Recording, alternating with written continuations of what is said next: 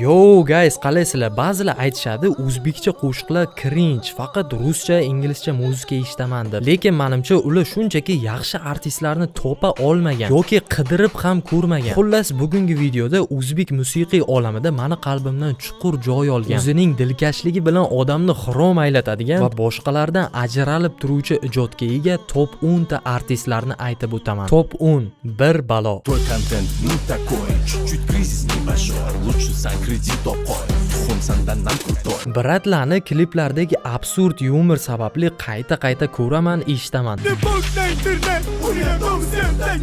Oxirgi paytda kamroq ijodga fokus qaratishayotgani uchun ataylabdan top 10 ga qo'ydim. Bo'lmasam har bitta kliplari art darajada ishlangan. Top 9. Abigail.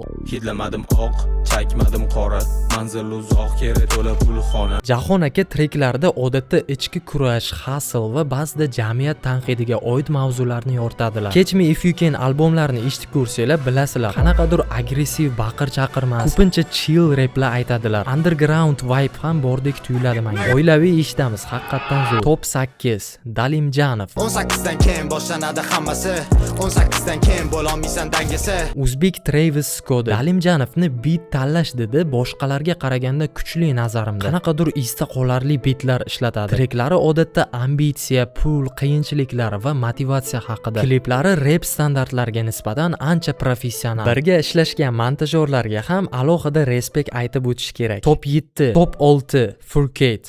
Toza ongdan chiqqan ijod. O'zbekistondagi yangi avlod alternativ hip-hop vakillaridan biri. Tungi shahar albomidan keyin taniganman biratda. Cook Jiguli qo'shig'idan funkka o'xshash type beat yaratib chiqazgan treklarga vashshi kayf qilganman. Mani nazarimda ular oddiy punchline yoki flex rapdan ko'ra matn sifati va atmosferaga ko'proq e'tibor beradi. Misol uchun oxirgi chiqqan loqayd va toza ong treklarda hozirgi kundagi uzrep saviyasi va sun'iy yo'l bilan mashhurlikka erishishga intilayotgan ijodkorlarni keskin tanqid qiladi. Haqiqiy ijod va she'riyatni ustun deb biladi. Top 5. Ahror Alixonov.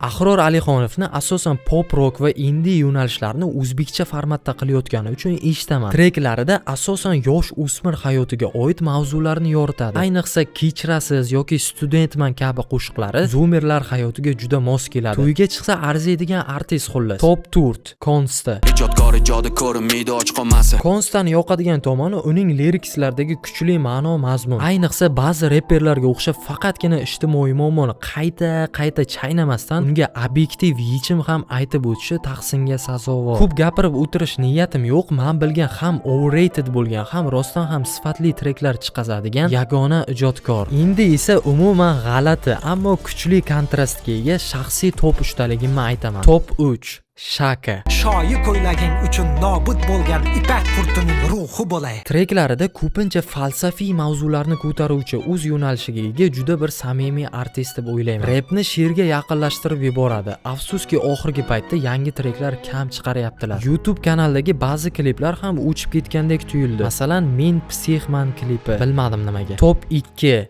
Instar. Eshitishni tavsiya qilishdan qo'rqaman. Sababi esa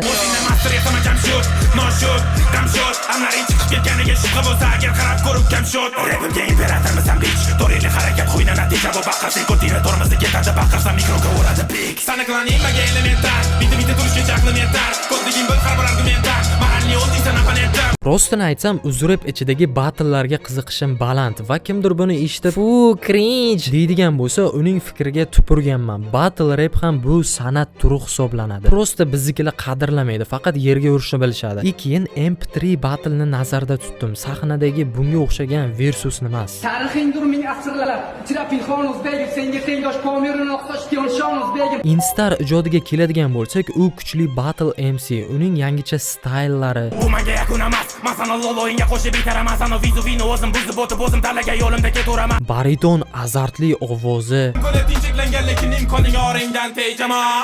Soldiganlar menga oddiy bitta element joy bo'lsa bo'lur so'z orasida millimetr manometr etimga to'g'ri kelmaydi, MC'ni chaqiraman negadir zo'r kelmaydi. Va ayniqsa metal type beatga rap o'qishi vashshi shoninglar gun qivorasizlar. Aksincha ayt, yem ko'timni qo'latvordi. Dema yarim taqatorim. Avtobiografiyang umringga Haqiqiy underrated new school ijodkor va nihoyat top 1 bu Qala guruhi. Bu Qala guruhi O'zbekistondagi indie rock janrining eng kuchli vakillaridan biri. Ularning musiqalarida asosan indie rock, post-punk va ba'zi treklarida sovet rock estetikasi ham seziladi. Ayniqsa Zahar albomidagi mana bu treklar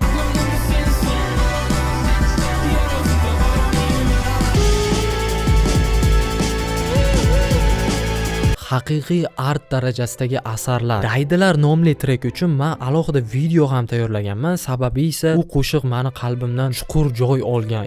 Nima desa bo'ladi, lyrics jihatdan qanaqadir qattiq ta'sir qilgan. Xulosa qiladigan bo'lsak, to'yga chiqib soqqa topish maqsadida qo'shiqlar ishlab chiqaradigan ba'zi bir soxta artistlar sababli biz butun boshli o'zbek musiqiy industriyasini cringe deb atashimiz xato deb o'ylayman. Yuqoridagi top 10 talikka keladigan bo'lsak, bu g'irt subyektiv ro'yxat. Aytib o'tilgan ijodkorlarga chuqur yondashmadim, chunki men musiqiy bloger emasman. Agar sizga o'zbek tilidagi sifatli kontentlar qiladigan musiqiy blog kerak bo'lsa, DM Jalolni kuzatinglar. Yaxshi vaynlar oladi. Xullas, videoda aytib o'tilgan muzikantlarimning eng yaxshi treklarini Telegram kanalimga post qilib qoldiraman. 10 ga like yig'ilsa, top 10 ta nostalgiya bo'lib qolgan ijodkorlar haqida video tayyorlayman. Masalan, Uzbom, Yagzon yoki Otash Hijron kabilar. Aytgancha, agar ro'yxatda siz kutgan artistlar chiqmagan bo'lsa, kommentda o'z top 10 taligingizni yozib qoldiring. Hammani o'qiyman. Zomerpunk siz bilan bo'ldi. Good luck bro.